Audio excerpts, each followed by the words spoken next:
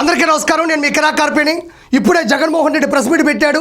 ఏం మాట్లాడాడో ఒకసారి విందాం. ఈయన అదుగు మొదలు పెట్టేశాను, చేస్తా ఉన్నాను, త్వరలోనే చేసేస్తాను ఈయన అంటాడు. ఆశ్చర్యం. 76 ఏళ్ళ ముసలాయన. ఇక్కడ జగన్మోహన్ రెడ్డి నారా చంద్రబాబు నాయుడు గారిని 76 ఏళ్ళ ముసలాయన అంటున్నాడు. నేను చెబుతాను విని జగన్మోహన్ రెడ్డి 76 ఏళ్ల వయసులో కూడా సభలకి సమావేశాలకి హాజరవుతున్నాడు. అమరావతి కోసం ఆరాట పడుతున్నాడు. పరిశ్రమల కోసం పరిగెడుతున్నాడు. అన్యాయాలు అక్రమాలు జరగనివ్వకుండా అధికారుల్ని నాయకుల్ని పరిగెత్తిస్తున్నాడు. నవ్యాంధ్రను సృష్టించడానికి నిద్ర లేని రాత్రులు గడుపుతున్నాడు. ప్రతిరోజు ప్రజల్లో ఉంటూ సమస్యలు వింటూ నడుస్తున్నాడు. నిత్యం ఉదయించే సూర్యుడు నారా చంద్రబాబు నాయుడు గారు. ఆయన పట్టుకొని 76 సంవత్సరాల ముసలాయన అంటావా?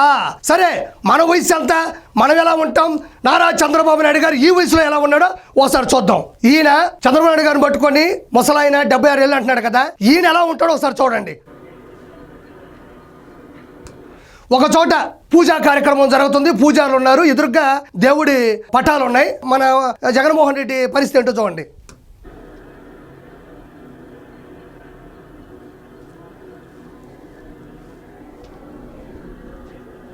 ఇక్కడ జగన్మోహన్ రెడ్డి ఒక పూజా కార్యక్రమానికి హాజరయ్యాడు. ఎదురుగా దేవుడి ఫోటోలు ఉన్నాయి, పక్కన పూజారులు ఉన్నారు. కొబ్బరికాయ కొట్టాలి కదా, కొబ్బరికాయ ఎట్ట కొడతాం మనం?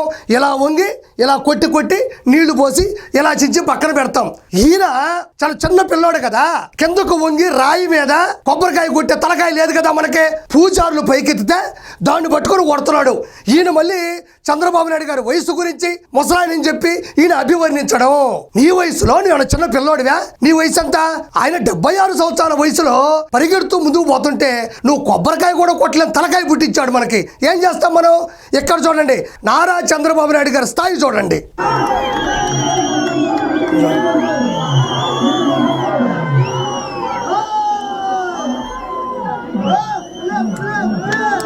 ఇదే నారా చంద్రబాబు నాయుడు గారు ఎవరి సపోర్టు లేకుండా ఆయనే నిచ్చెన పట్టుకొని పైకెక్కి నిలబడి చేతులు ఊపాడు. నీకు ఆయనకి ఎంత తేడా ఉంది?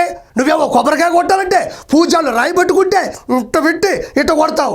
ఆయనేమో ఏ సపోర్టు లేకుండా నిచ్చెనెక్కి పైకి నిలబడి చేతులు అభివాదం చేశాడు. దట్ ఈజ్ నారా చంద్రబాబు నాయుడు గారు. నువ్వు వయసుల గురించి మాట్లాడబాక.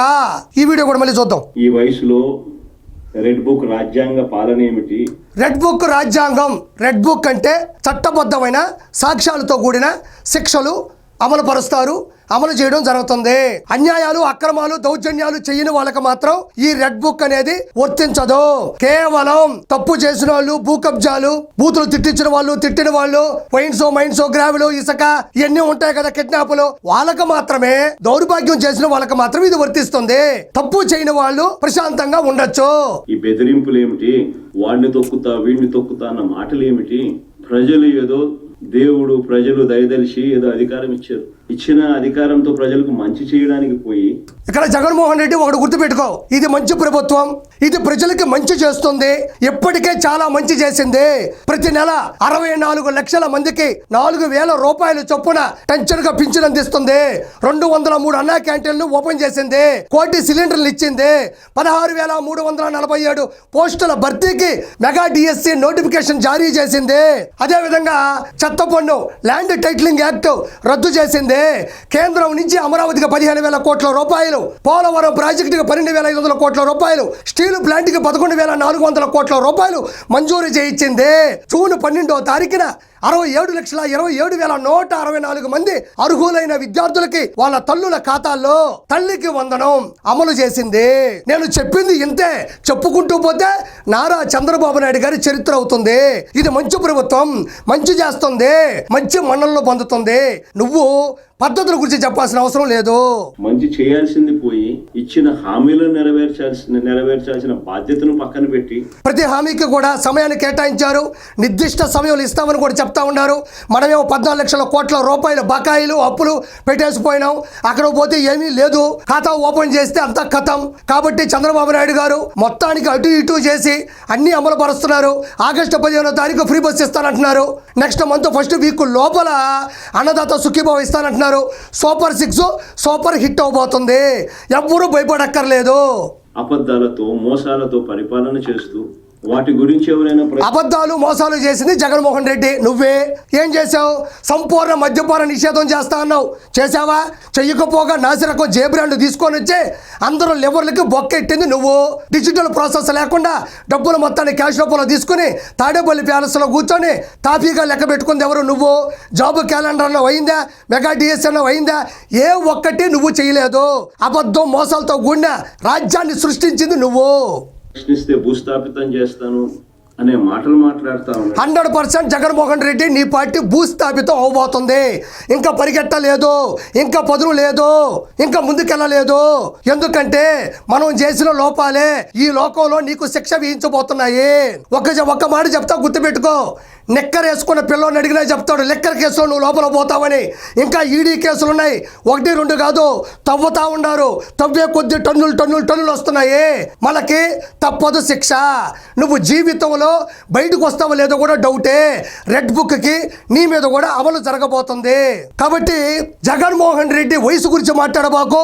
నీ పార్టీ భూస్థాపితం కాబోతుంది. చక్కటిగా అన్ని అమలు చేస్తున్నారు. కాబట్టి మనం గమ్మును కూర్చుంటే మంచిది. సత్తెనపల్లి కాన్స్టిట్యున్సీలో రెంటపాల అనే గ్రామంలో ఉప సర్పంచ్, వైఎస్ఆర్సీపీ ఉప సర్పంచ్ నాగమల్లేశ్వరరావు ఈ ఇష్యూనే గట్టిగా నడుస్తా ఉంది.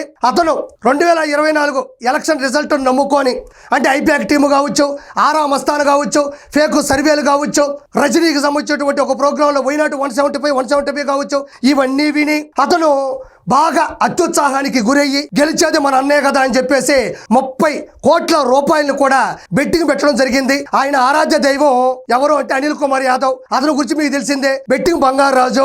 ఆయన చొరవతో, ఆయన ప్రోత్సాహంతో, ఆయన ప్రోద్బలంతో ఈ యువకుడు నాగమల్లేశ్వరం అనే వ్యక్తి 30 కోట్ల రూపాయలని జగన్మోహన్ రెడ్డి గెలుస్తాడు, సీఎం అవుతాడని చెప్పి పెట్టాడు. ఆ తర్వాత మీకు తెలిసిందే 11 సీట్లకే పరిమితం అయ్యారు. అలా వచ్చిన తర్వాత వాళ్ళందరూ కూడా పైన పడ్డారు 30 కోట్ల రూపాయలు ఇవ్వమని. మనోడి దగ్గర ఆస్తులు ఉన్నాయి, పట్టివ్వాలి కదా. ఇంట్లో వాళ్ళని అడిగాడు, ఆస్తులు అమ్ముదాం అన్నాడు, 2 ఎకరాల పొలం అమ్మేద్దాం అన్నాడు. వాళ్ళు ఒప్పుకోలేదు. ఎందుకు ఒప్పుకుంటారు పాపం? ఇలాంటి తప్పుడు ప్రచారాలను నమ్మి తప్పుడు పనులు చేసి డబ్బుల్ని వృధా చేస్తే ఇబ్బంది పడతారు కదా. కాబట్టి వాళ్ళు ఒప్పుకోలేదు. వెంటనే జూన్ 5వ తారీఖు ఆత్మహత్య యత్నం చేశాడు. అలా హాస్పిటల్లో ఉండి జూన్ 9వ తారీఖు చనిపోయాడు. ఆల్మోస్ట్ సంవత్సరం అయిపోయింది. ఈ మధ్యలో దాని గురించి ఏ టాపిక్ రాలేదు. రీసెంట్ గా నిన్న జగన్మోహన్ రెడ్డి హుటాహుట్టిన కాంస్య విగ్రహం ప్రతిష్ఠించారు కదా, దాని ఓపెనింగ్ వెళ్ళాడు. అక్కడికి వెళ్ళాడు, జనాలు పోగేసుకున్నాడు. సేమ్ యాజ్ ఇట్ ఈజ్ రోతే. జనాలు పోగేసుకొని ఇలా అట్టపెట్లు ఒకటి పెట్టుకొని రప్ప నరికేస్తాం, వేసేస్తాం, వచ్చేది మనమే అని చెప్పేసి బూతులతో ఉండేటువంటి ప్రచారం చేస్తూ మిగతా నాయకులందరూ కూడా తొక్కిసలాట మధ్యన అంబటి రాంబాబు అయితే బార్కెట్లను తోసేయడం, ఈ డిఎస్పీ గారి మీద ఎగిరిపడ్డం. మరి ఆయన డిఎస్పీ అంటే దేవిశ్రీ ప్రసాద్ గారు అనుకున్నారేమో, తెగచిందులేశాడు. మరి పోలీస్ డిపార్ట్మెంట్ సంబంధించింది తెలియదేమో, నాకైతే తెలియదు. తర్వాత ఆ జనాల తాకిడికి ఒక వ్యక్తి చనిపోయాడు, ఇంకొక వ్యక్తి అక్కడికక్కడే మరణించాడు. అంటే ఏముంది ఇక్కడ? నాకేం అర్థం కావడంలే. నువ్వు ఎవరి కోసం వెళ్ళావు? నువ్వు గెలుస్తావని నమ్మి నీ ఫేక్ ప్రచారాల వల్ల 30 కోట్లు పోగొట్టుకుని ఆ వ్యక్తికి కాంస్య విగ్రహం ప్రతిష్టాపన, దాని ఓపెనింగ్ నువ్వు వెళ్ళడమా? దానికి మళ్ళీ జనాలు ఆంక్షలు విధించారు పోలీస్ డిపార్ట్మెంట్. వాటిని పట్టించుకోలేదు నువ్వు. నాకు అర్థం కాదు. బెట్టింగులు పెట్టుకొని డబ్బులు పోగొట్టుకొని కుటుంబాన్ని రోడ్డు మీద పడేయాలనుకున్నాడు. పోనీ రోడ్డు మీద పడేయాలి అనుకునే లోపే ఆయనే పైకి వెళ్ళిపోయాడు. వీళ్ళ కోసం నువ్వు వెళ్తావా? నాకు అర్థం కాదు. కాంస్య విగ్రహం, క్షమించాలి, ఎవరైనా చనిపోయారంటే ఎవరికైనా బాధ ఉంటది. కానీ ఇలా బెట్టింగ్ పెట్టి కదా చనిపోయాడు అతను. అతను కాంస్య విగ్రహం ఏంటి నాకు అర్థం కాదు. ఆయన ఉన్న ఆంధ్ర రాష్ట్ర సాధన కోసం 58 రోజులు ఆమరణ నిరాహార దీక్ష చేసి అసూలు బాసిన పొట్టి శ్రీరాములు గారా ఆయన కాంస్య విగ్రహం పెట్టడానికి?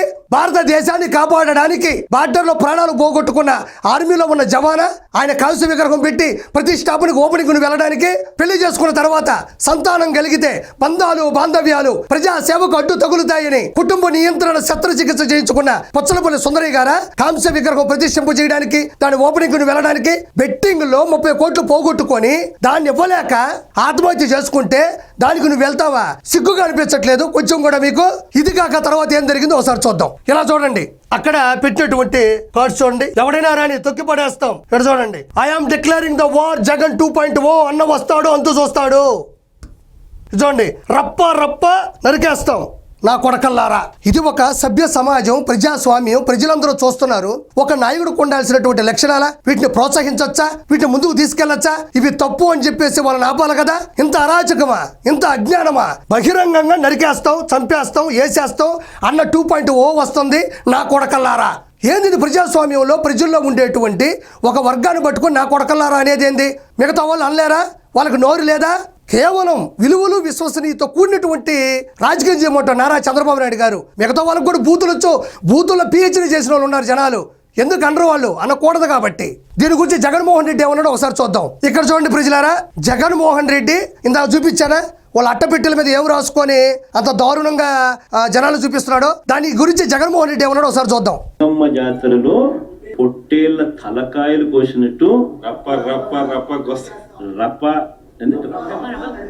రప్ప రప్ప రప్ప నరికేస్తాం. అదొక పోస్టరా?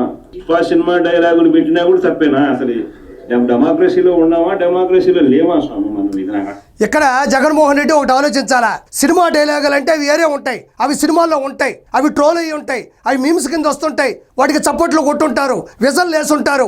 ఇక్కడ బహిరంగంగా జగన్మోహన్ రెడ్డి 2.0 వస్తుంది, యుద్ధం షురు, రప్ప రప్ప కోసేస్తాడు. బైరెడ్డి సిద్ధార్థ రెడ్డి ఫోటో, బైరెడ్డి సినిమా హీరోల ఫోటోలు అయితే చిరంజీవి గారితో, బాలకృష్ణ గారితో, వెంకటేష్ గారితో, నాగార్జున గారితో వీళ్ళ ఫోటోలు ఉండి ఆ సినిమాలకు సంబంధించినటువంటి డైలాగులు రాస్తారు. కానీ జగన్మోహన్ రెడ్డిది, బైరెడ్డి సిద్ధార్థ రెడ్డిది వీళ్ళ ఫోటోలు పెట్టి అక్కడ రాశారంటే దానికి కారణం ఏంటి? ప్రోత్సాహం ఉంటేనే కదా రాస్తారు. దానికి ఈయన చెప్తున్నాడు జగన్మోహన్ రెడ్డి, అవి సినిమా డైలాగులు అయితే సమస్య ఏంటి, వాటికి కూడా ఫీల్ అయిపోతారా అని.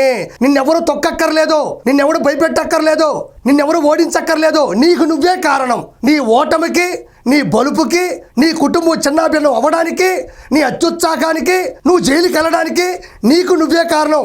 ఎప్పటి వరకు ఎవరో చెడగొడుతున్నారు అనుకున్నా, నీకు నువ్వే కారణం, ఇందులో నో డౌట్. టీడీపీని రప్ప రప్ప కోసేస్తామని కూడా అంటున్నాడని కూడా సంతోషపడతాడు. నిజంగానే బాధ ఉంటుందేమో కదా వాళ్ళకు కూడా.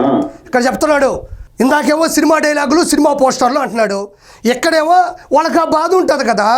మళ్ళీ ఎదురుగా ఉండే వాళ్ళని అడుగుతున్నాడు, ఏందా డైలాగులు నాకు చెప్పుకుంటే ఆ రప్ప రప్ప రప్ప ఏంటంటే ఆ రప్ప రప్ప రప్ప అంటే వాళ్ళు రాసినటువంటి మాటలు, వాళ్ళు చూపించినటువంటి అట్టల్లో ఉండేటువంటి పరిస్థితులు కూడా ఇతను వెనకేసుకొని వస్తూ ఏం మాట్లాడుతున్నట్టు వాళ్ళకి ఆవేశం ఉంటుంది కదా, వాళ్ళకి ఆ బాధ ఉంటుంది కదా అంటున్నాడు.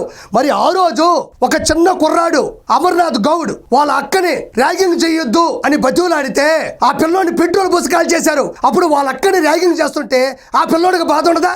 ఆ పిల్లోడికి ఆవేశం ఉండదా?